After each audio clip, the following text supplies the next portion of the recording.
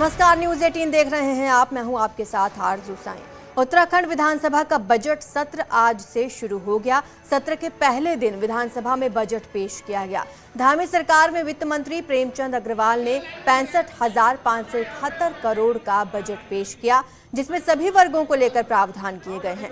सामाजिक योजनाओं को लेकर करोड़ों का प्रावधान किया गया है, तो इंफ्रास्ट्रक्चर प्रोजेक्ट के लिए बजट दिया गया है। साथ ही टूरिज्म, बागवानी, ऑर्गेनिक खेती से राज्य में आय बढ़ाने के लक्ष्य रखे गए हैं। इसके अलावा चुनाव से पहले किए गए वादों को लेकर भी बजट दिया गया है। साल में 3 मुफ्त सिलेंडर योजना के लिए बजट में पैसा रखा गया है, तो वहीं छात्रों को मुफ्त किताबें, दिव्यांग, विधवा और बुजुर्ग पेंशन जैसी सामाजिक स्कीमों के लिए 1,500 करोड़ का प्रावधान किया गया है।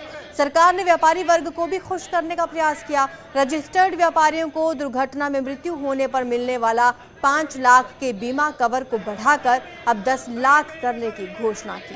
पहली बार प्रदेश में राजस्व पुलिस की ओर ध्यान दिया गया। प्रदेश में तैनात 1,216 पटवारियों को मोटरसाइकिल दी जाएगी। अरोमा सेक्टर के बढ़ते बाजार को देखते हुए सुगंध पौधा केंद्र सेलाकुई के 2 क्षेत्रीय कार्यालय खोले जाएंगे। गढ़वाल में भरसार, कुमाऊं में चौबटिया में खोले जाएंगे ये केंद्र। इससे दूर दराज के किसानों को फायदा मिलेगा। साथ ही ई गवर्नेंस को मजबूत करने के लिए 4,000 किलोमीटर में ऑप्टिकल फाइबर केबल बिछाई जाएगी। भारत सरकार के सहयोग से इस साल पांवटा साहिब से देहरादून, चंपावत में बनबसा से नेपाल के कंचनपुर को जोड़ने वाली सड़क को भारतीय सीमा में 4 किलोमीटर और भनियावाला से ऋषिकेश तक 20 किलोमीटर हिस्से को 4 लेन में कन्वर्ट कर दिया जाएगा। ये तमाम बड़े बड़े दावे किए गए हैं। देहरादून मसूरी, ठूली घाट, पूर्णागिरी और जानकी चट्टी यमुनोत्री रोपवे का निर्माण सरकार ने इसको प्राथमिकता बताया। इससे टूरिज्म सेक्टर में बूम आने की संभावना है। साथ ही कुमाऊं मंडल में 38 प्रमुख मंदिरों, पर्यटन स्थलों को मानस खंड मंदिर माला मिशन के तहत विकसित किया जाएगा।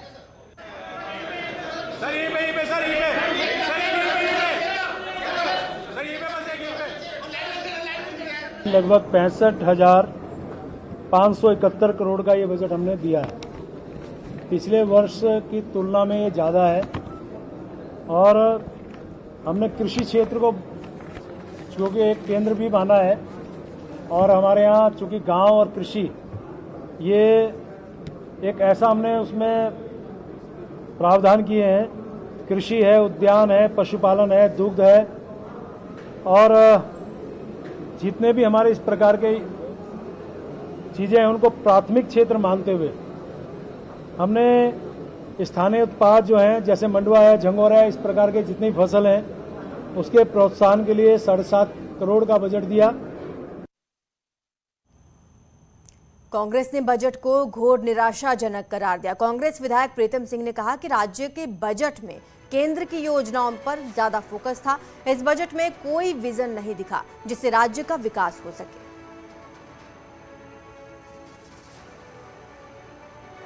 जो बजट राज्य सरकार ने आज विधानसभा में प्रस्तुत किया वो घोर निराशाजनक वाला बजट है।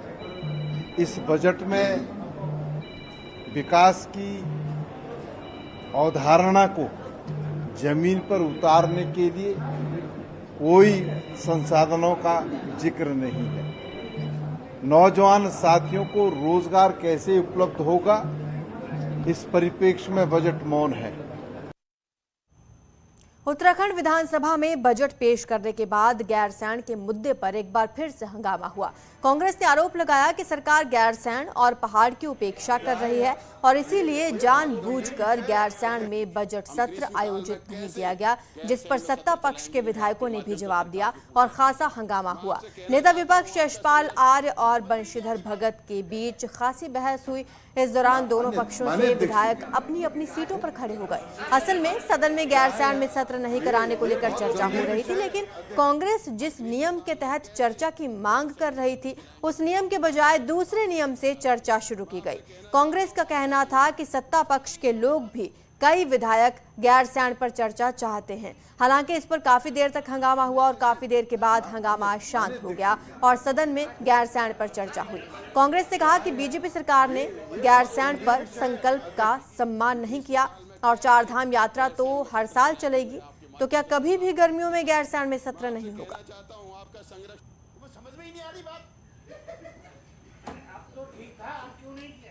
इससे पहले सुबह से ही हंगामे के साथ उत्तराखंड विधानसभा का बजट सत्र शुरू हुआ। गैरसैंण में सत्र न होने से हंगामे की शुरुआत हुई। संतोषजनक जब जवाब न मिला तो आरोप लगाकर प्रदर्शन किया गया।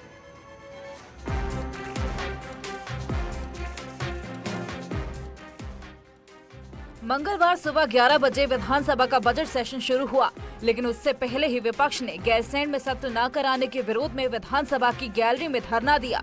सदन शुरू हुआ तो प्रश्नकाल में नलकूप का मुद्दा छाया रहा। कांग्रेस विधायक ममता राकेश ने भूजल स्तर गिरने के कारण, क्षेत्र में नलकूपों के काम न करने के कारण सिंचाई के वैकल्पिक इंतजामों को लेकर सवाल उठाया। हरिद्वार में भूजल स्तर गिरने के कारण 557 में से 99 नलकूप बंद पड़े हुए हैं। विपक्ष के सवालों में उलझे सिंचाई मंत्री इसका ठोस जवाब नहीं दे पाए। विधायक तिलक राज बेहड़ ने किच्छा कोतवाल पर अभद्रता करने का आरोप लगाते हुए कार्रवाई की मांग की। सरकार ने ऐसा कोई मामला होने से इनकार किया तो पूरा विपक्ष वेल पे आकर नारेबाजी करने लगा। मैंने सरकार से ये प्रश्न किया कि 2020 से अब तक 2 वर्ष से अधिक का समय हो गया, किसानों के पास सिंचाई के इस नलकूप के अलावा कोई और संसाधन नहीं है। माननीय मंत्री जी बिल्कुल असंवेदनशील हैं, किसानों के प्रति उनका कोई संवेदना नहीं है। किच्छा के अंदर कोतवाल जो है वो जनप्रतिनिधियों का अपमान करता है। मैंने एक हॉट बाजार में पुलिस लगाने की तैनाती की मांग की थी, उसको लेकर पत्र भेजा, उसने पत्र भी फेंक दिया और आपत्तिजनक शब्दों का प्रयोग किया। दूसरी ओर सदन में कई बार सतपाल महाराज के बचाव में उतरे संसदीय कार्य मंत्री प्रेमचंद अग्रवाल ने कहा कि विपक्ष के अंदर धैर्य की कमी है, वो जवाब सुनने को तैयार नहीं है। उन्होंने कहा कि प्रश्न के सापेक्ष सप्लीमेंट्री सवालों का मौके पर जवाब दे पाना संभव नहीं है। इसे क्या है कि माननीय जो विधायकगण है विपक्ष के, वो प्रश्न तो पूछते हैं लेकिन सुनने की उनके अंदर धैर्य नहीं है। हम वो जवाब दे रहे हैं, बीच में फिर खड़े हो जा रहे हैं। इस सवाल के जवाब में आप अनेकों अनुपूरक पूछेंगे, ये कैसे संभव होगा?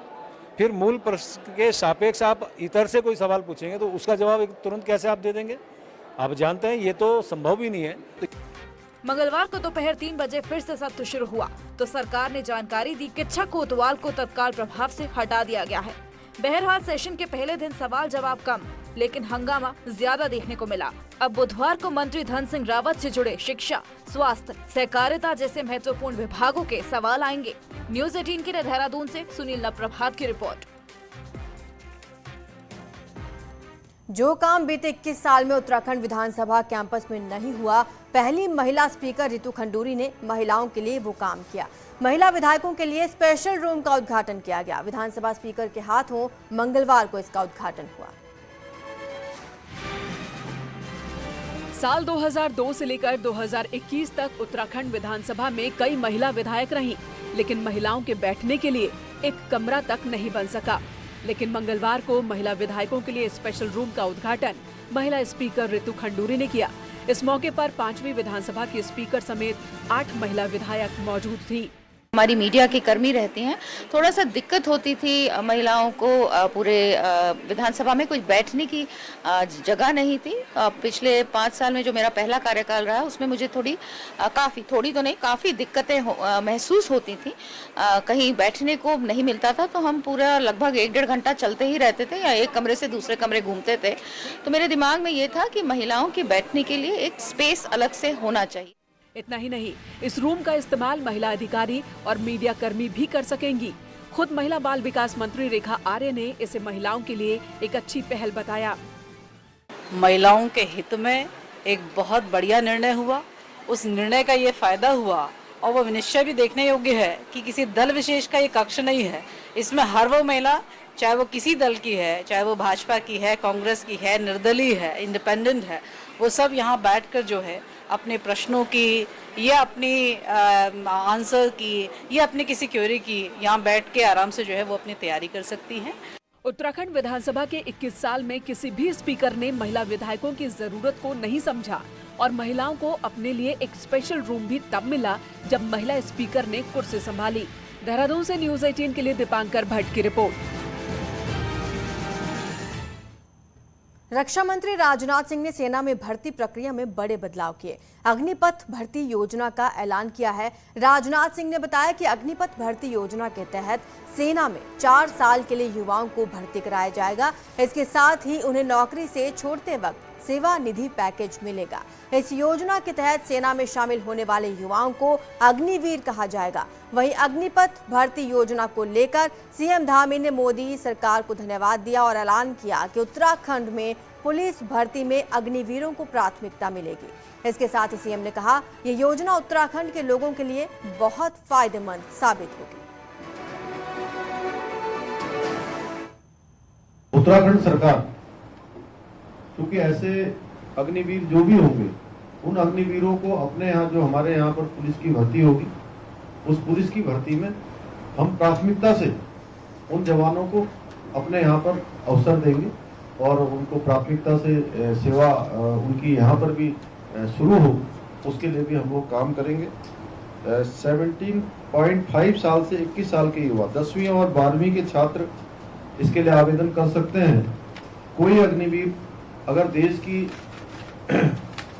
सेवा के दौरान शहीद हो जाता है तो उसके परिजनों को सेवा निधि के अंतर्गत 1 करोड़ रुपए से भी ज्यादा की राशि ब्याज समेत मिलेगी। इसके अलावा बाकी बची नौकरी का वेतनमान भी दिया जाएगा। यदि कोई अग्निवीर डिसेबल हो जाता है तो उसे 44 लाख रुपए की राशि दिया जाएगी। इसके अलावा बाकी बची नौकरी का भी वेतन ऐसे अग्निवीर को मिलेगा। उत्तराखंड में सेना में भर्ती को लेकर खासा क्रेज है, तो ऐसे में युवाओं का इस नई भर्ती स्कीम पर क्या कहना है, देखिए। जो इसमें सभी युवाओं को मौका मिलेगा, क्योंकि सभी के पास टाइम नहीं मिलता और इतने देश में रोजगार भी नहीं दे सकते सभी गवर्नमेंट सबको, तो इससे सभी को मौका मिलेगा 4 साल के लिए। ये तो मतलब जो है सरकार की तरफ से बहुत ही सही इनिशिएटिव रहेगा, क्योंकि बेरोजगारी की जो दर है वो बहुत मतलब जो है दिन पर दिन समय दर समय जो है बढ़ती जा रही है। तो आने वाले समय के लिए ये जो है यूथ के लिए एक अच्छा स्टेप ही रहेगा, मतलब गवर्नमेंट तैयार कर रही है। उत्तराखंड में आम आदमी पार्टी को लगातार झटके पर झटके मिल रहे हैं। अब पार्टी के प्रदेश अध्यक्ष रहे दीपक बाली ने बीजेपी ज्वाइन कर ली। उन्होंने सीएम धामी और प्रदेश अध्यक्ष मदन कौशिक की मौजूदगी में बीजेपी की सदस्यता ग्रहण की। दीपक बाली ने कल ही आम आदमी पार्टी के प्रदेश अध्यक्ष पद से इस्तीफा दिया है। उन्होंने पार्टी की कार्यप्रणाली पर सवाल उठाए थे।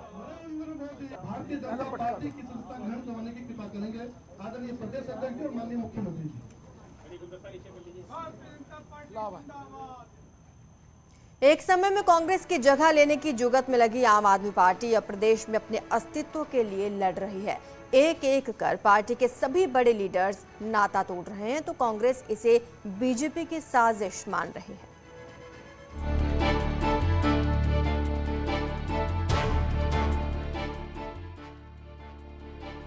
आम आदमी पार्टी के प्रदेश अध्यक्ष रहे दीपक बाली ने मंगलवार को देहरादून में बीजेपी ज्वाइन कर ली। आम आदमी पार्टी में खुद को असहज महसूस करने की बात कहते हुए दीपक बाली ने पार्टी से किनारा किया। वहीं इससे पहले रिटायर्ड कर्नल अजय कोठियाल, भूपेश उपाध्याय, नवीन परिशाली समेत पार्टी के कई बड़े नेताओं ने पार्टी को बड़ा झटका दिया।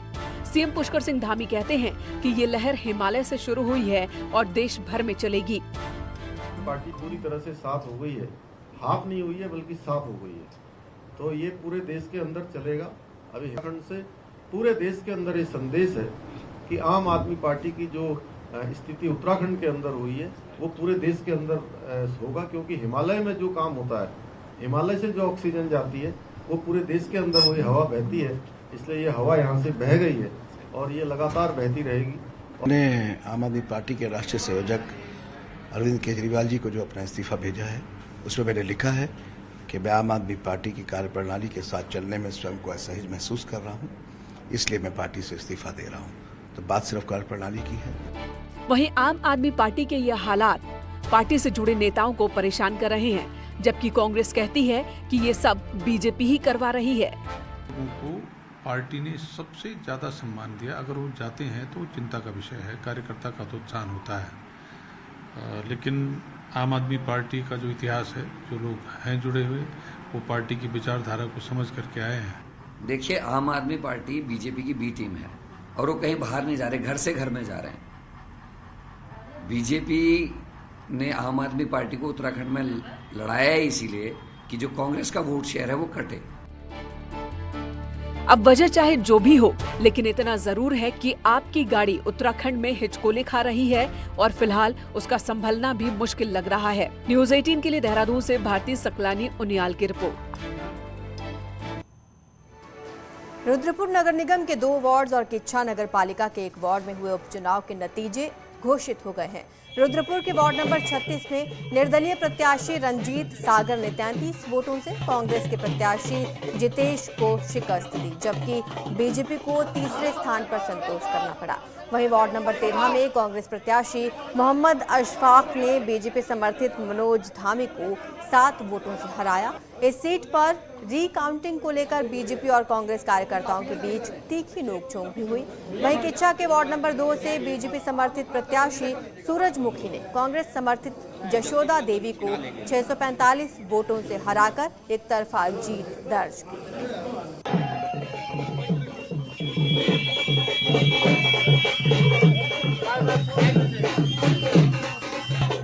वार्ड नंबर 13, वार्ड नंबर 36 में चुनाव हुआ, जिसमें वार्ड नंबर 13 में मोहम्मद अशफाक जो कि कांग्रेस के प्रत्याशी थे एवं वार्ड नंबर 36 में रंजीत जो कि निर्दलीय थे वो विजयी हुए हैं।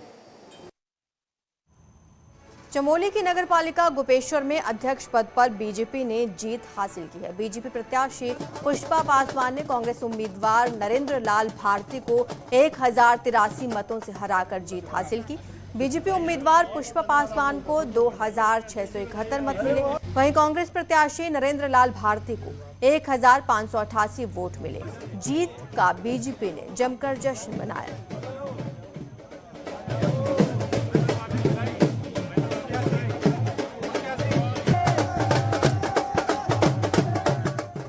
जीत का श्रेय मेरे पूरे संगठन को जाता है। जिस प्रकार मेरे संगठन ने मेरे साथ दिन रात मेहनत करके ये 25 साल बाद यहाँ पे ये भारतीय जनता पार्टी का परचम लहराया। मेरे माननीय जिलाध्यक्ष जी हैं, प्रभारी जी हैं और हमारे जितने भी संगठन के पदाधिकारी हैं, सबका ये जीत का श्रेय मैं उनको देती हूँ और अपने कार्यकर्ताओं का। और पिथौरागढ़ में सीमांत इंजीनियरिंग कॉलेज के छात्रों ने कबाड़ के पुर्जों से मड बाइक बना डाली है। 2 सीटर क्वाड बाइक पहाड़, मैदान, कच्चे रास्तों, यहाँ तक कि कीचड़ में भी आसानी से चल सकती है। ये रिपोर्ट देखिए।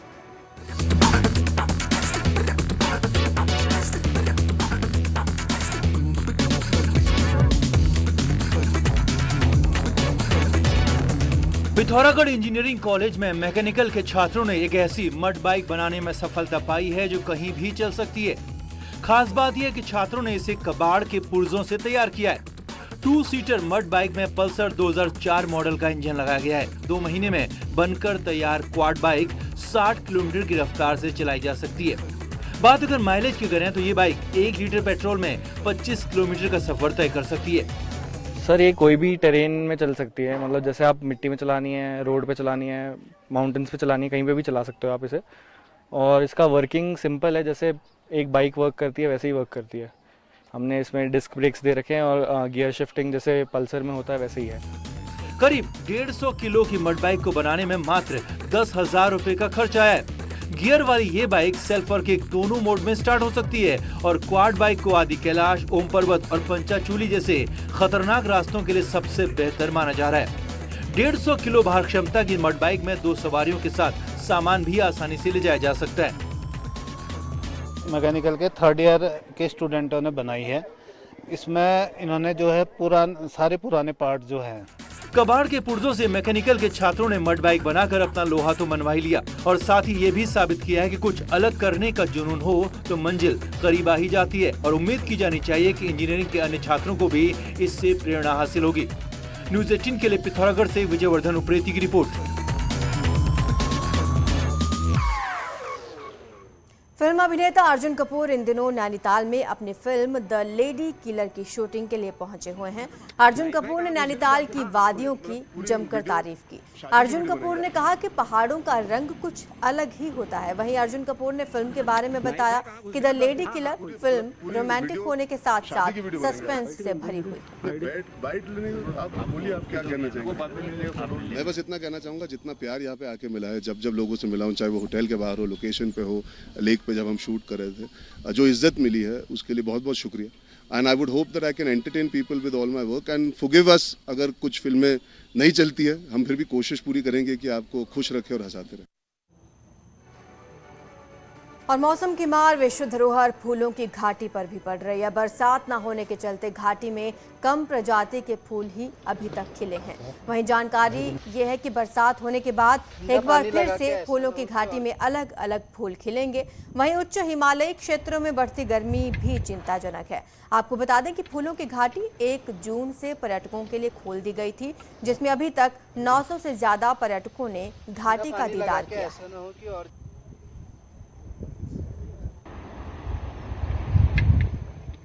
उत्तरकाशी में भी गर्मी का असर खूब देखा जा सकता है, जिसकी वजह से अब गौमुख ग्लेशियर टूट रहा है। तेजी से पिघलते ग्लेशियर के कारण गंगा नदी का जलस्तर लगातार बढ़ता जा रहा है। गंगोत्री धाम में भागीरथी नदी घाटों को छूकर बह रही है।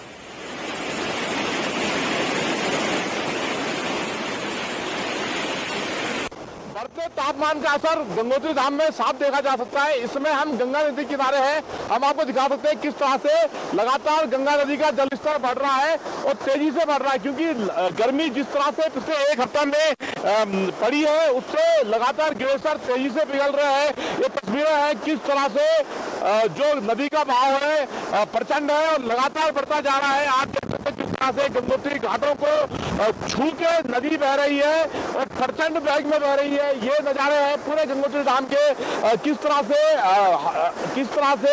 ग्लेशियर तेजी से पिघल रहे। तेजी से पिघलने के बाद जो भागीरथी नदी जिसे गंगा कहा जाता है प्रचंड वेग में है और ये दिखाता है कि पिछले 1 हफ्ता में जिस तरह से गर्मी प्रचंड बढ़ी है, उससे किस तरह से ग्लेशियर पिघल रहे हैं और नदियों का जलस्तर लगातार तेजी से बढ़ रहा है। बलवीर कुमार, न्यूज 18, गंगोत्री धाम, उत्तरकाशी।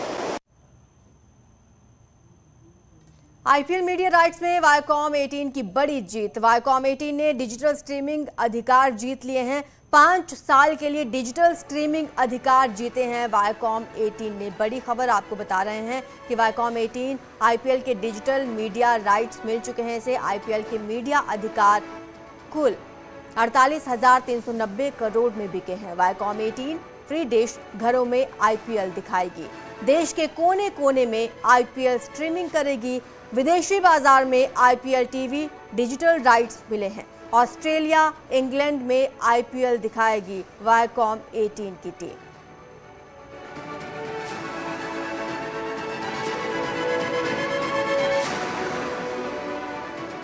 फिलहाल इतना ही। आप देखते रहिए न्यूज 18।